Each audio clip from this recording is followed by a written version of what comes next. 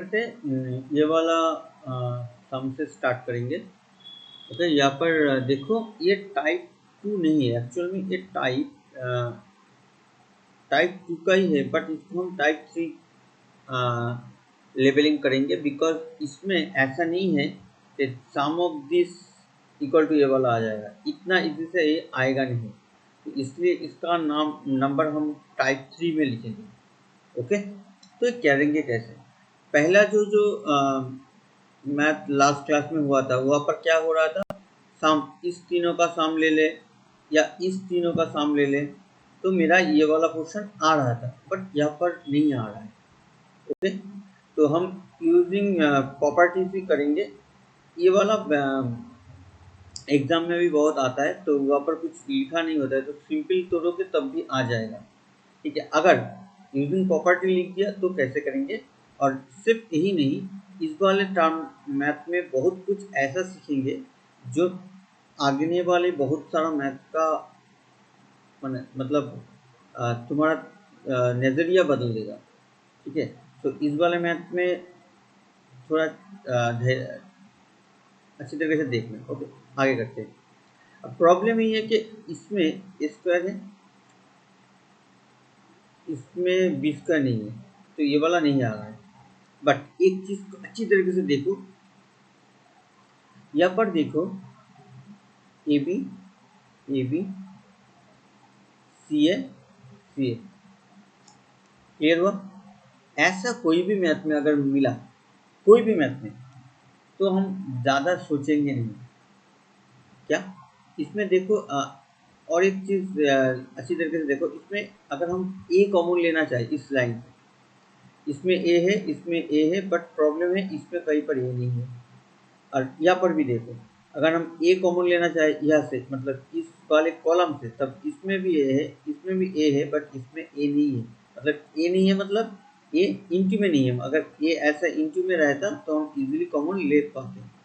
तो अगर ऐसा वाला कोई भी मैथ में मिले तुम लोगों को कि यहाँ पर से भी ए कॉमन लिया जा सकता है, यहाँ पर से भी ए कॉमन लिया जा सकता है, ऐसा।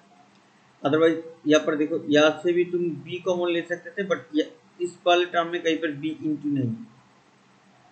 अब यहाँ से भी तुम बी कॉमन ले सकते थे, इसमें भी बी था, इसमें भी बी था, बट इसमें नहीं है, ये बीच वाले में। ठीक है, और इसमें भी देखो, इसमें भी एक सी है, बट इसमें सी नहीं है, अगर सी इंटू में नहीं है तो कॉमन नहीं ले सकते। इसमें भी देखो सी इंटू में है, बट इसमें सी नहीं है, तो कॉमन नहीं ले सकते। ऐसा कोई भी मैथ अगर मिले, क्योंकि मिलेगा बहुत सारा इसके बाद भी, अगर ऐसा कोई भी मैथ मिले तो बेझिझक वहाँ पर तुम क्या करोगे, first row, second row, third row को ए से मल्टीप्लाई करना, और फर्स्ट कॉलम, सेकंड कॉलम और थर्ड कॉलम से ए बी सी को डिवाइड करना। क्लियर हुआ। फर्स्ट सेकंड थर्ड को ए बी सी से मल्टीप्लाई करेंगे, और कॉलम को फर्स्ट कॉलम, सेकंड कॉलम और थर्ड कॉलम से ए बी सी कॉमन ले लेंगे। उल्टा भी कर सकते हो, रो कॉलम में इंटू करो तो रो में कॉमन ले लेंगे। ठीक है, ये वाला ट्रिक याद रखना, कब, जब ऐसा प्रॉपर्टी मिले, यहाँ पर ए, यहाँ पर ए, यहाँ पर ए नहीं है, कॉमन नहीं ले सकते, बट यहाँ पर भी ए है, बट यहाँ पर कॉमन नहीं ले सकते। ऐसा कोई भी मैथ में अगर आएगा तो बेझिझक वो वाला स्टेप कर सकते हैं। तो देखो कैसे करेंगे यहाँ पर। तो दिस इज आवर सॉल्यूशन। ठीक है,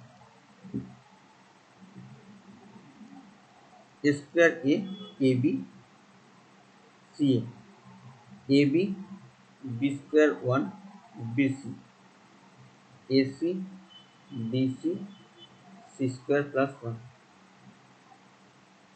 अब इसको करेंगे क्या, करेंगे इसको, फर्स्ट रो जो है, फर्स्ट रो है मेरा ये वाला, फर्स्ट रो, सेकंड रो, और ये मेरा थर्ड रो है। तो हम क्या करेंगे, multiply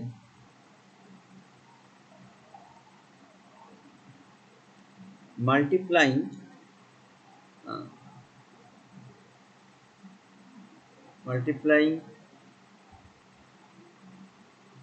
R1 R2 R3 by किसके साथ, ए बी सी। इसमें ए का घात, यहाँ पर एक एक कम है तो इसलिए इसको ए से मल्टीप्लाई किया, इसमें बी कम है एक यहाँ पर तो बी से मल्टीप्लाई किया, यहाँ पर सी कम है एक यहाँ पर तो इसको सी से मल्टीप्लाई करेंगे, ओके, रेस्पेक्टिवली, ओके। और कुछ नहीं लिख दिए, अब जस्ट सिंपल मल्टीप्लाई करो। अब इसको अगर ए से मल्टीप्लाई करेंगे तो तुम्हें इसको ए से मल्टीप्लाई करेंगे तो एक्चुअल में इसका जो स्टेप था, एक स्टेप यहाँ पर करना है, वो वाला एग्जाम में दिखाने का जरूरत नहीं। हम क्या करेंगे, इसको ए से मल्टीप्लाई करेंगे तो बाहर भी मुझे एक 1/a चाहिए, मतलब ऐसा एक चीज देख लो अच्छी तरीके से, ऐसा लिख सकते हैं। सेकेंड वाला स्टेप दिखाने का जरूरत नहीं, यही है। अब ये जो ए है वो फर्स्ट रो में जाएगा, ये जो बी है वो सेकेंड रो में, ये जो सी है थर्ड रो में, ठीक है, ठीक है। मुझे अगर इसको ए से मल्टीप्लाई करना है, नेक्स्ट स्टेप में अगर कॉमन लेना है तो बाहर भी तो चाहिए, ऐसे ही हम ए से मल्टीप्लाई नहीं कर सकते। तो एक्चुअल में ये वाला स्टेप दिखाने का जरूरत नहीं, 1/abc इंटू abc, और इस ए को first row second row third row में इंटू करेंगे, ठीक है। ये वाला चाहिए नहीं है, तो ये वाला लिख देंगे। उसके बाद इसको भी नहीं चाहिए, डिटर्मिनेंट लिखेंगे, सॉरी डिटर्मिनेंट लिखेंगे और इसको ए से मल्टीप्लाई करो तो ये आ जाएगा ए इंटू ए स्क्वायर प्लस 1, यहाँ पर आएगा ए स्क्वायर बी, यहाँ पर आएगा ए स्क्वायर सी। इसको बी से 8 को बी से मल्टीप्लाई करेंगे तो a b square b into b square plus 1 और बी स्क्वायर इंटू सी, और इसको सी से मल्टीप्लाई करेंगे तो c into c square a B c square c into c square 1। अच्छा, बहुत सारे लोगों का लग सकता है कि सर हम ऐसे भी तो कर सकते हैं, R1 dash equal to a into R1, R2 dash equal to r b into R2, ऐसे नहीं कर सकते थे, नहीं कर सकते थे, बिकॉज जिसको चेंज कर रहे हो उसके साथ कुछ भी मल्टीप्लाई नहीं कर सकते, और डू और डू नॉट में हमने डिस्कस किया है वो वाला क्लास में। सो इसलिए हम ये वाला नहीं लिख सकते, मुझे ऐसे ही लिखना पड़ेगा, और ऐसे ही लिखोगे तो तुम्हें बाहर भी 1/abc देना ही है, 1/abc देना ही है, क्लियर हुआ। एक्चुअल में यहाँ पर abc था, उस abc को मैंने यहाँ पर a, यहाँ पर b, यहाँ पर c में इंटू किया, ओके। सो ये वाला क्लियर होना चाहिए। अब क्या करेंगे, हो गया। अब क्या करेंगे, 1/abc है। अब हम यहाँ से इस वाले कॉलम से ए को निकालेंगे, इस वाले कॉलम से बी को निकालेंगे, और इस वाले कॉलम से सी को निकालेंगे, और रहेगा क्या, रहेगा इस वाले कॉलम से ए को निकाले तो रहेगा A square plus 1 B square C square. इस वाले कॉलम से बी को निकालो तो A square B square plus 1 C square. इस वाले कॉलम से सी को निकालो, A square B square C square plus 1। English में क्या लिखना पड़ेगा, taking common A B C from, पहले क्या है column C1 C2 C3 respectively, okay, आ गया।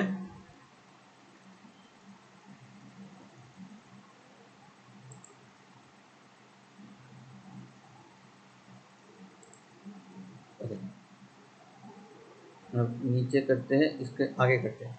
अब ये देखो, ये दोनों तो कट गए आपस में, इसके साथ ये वाला पूरा कट जाएगा, रहेगा क्या यहाँ पर 1 को लिखने का जरूरत नहीं। अब यहाँ पर देखो, इन तीनों को ऐड करो तो क्या आएगा, a square plus b square plus c square plus 1। इन तीनों को ऐड करो और इन तीनों को ऐड करो, देखो सेम आना है, ठीक है। अब इन तीनों को जब ऐड करेंगे, क्यों ऐड करें, क्योंकि यहाँ पर मुझे चाहिए था 1 plus square plus b square plus c square, हुई है यहाँ पर। अब एक ही इन तीनों का ऐड मतलब एक ही कॉलम के अंदर ऐड, एक ही कॉलम के अंदर जब ऐड करते हैं तब एक्चुअल में एक ही कॉलम के अंदर तीनों एलिमेंट का ऐड हो रहा है, मतलब एक ही कॉलम के अंदर है तो रो का ऑपरेशन चलेगा, क्लियर हुआ? तो R1 डैश या R1 changes to R1 plus R2 plus R3। ठीक है, तो यहाँ पर लिख लेते हैं 1 plus a square plus b square plus c square, इन तीनों को ऐड करेंगे। अच्छा, चेंज नहीं होगा कौन? R2 और R3 चेंज नहीं होगा, तो उन दोनों को पहले लिख लेते हैं। ये दोनों नहीं चेंज हो रहा है, इन दोनों को पहले लिख लो। अब चेंज होकर ये तीनों ऐड होगा, ये तीनों ऐड होकर स्क्वायर पी स्क्वायर सी स्क्वायर यहाँ पर भी ऐड होगा, तो ठीक है। ओके, अब क्या सिंपल हो गया मेरा।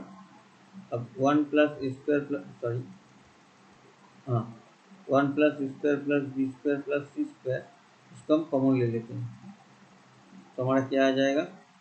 हमारा आ जाएगा 1 बी स्क्वायर सी स्क्वायर, 1 बी स्क्वायर 1 सी स्क्वायर और 1 बी स्क्वायर सी स्क्वायर प्लस 1। यहाँ पे लिख लेंगे taking common 1 plus square plus b square plus c square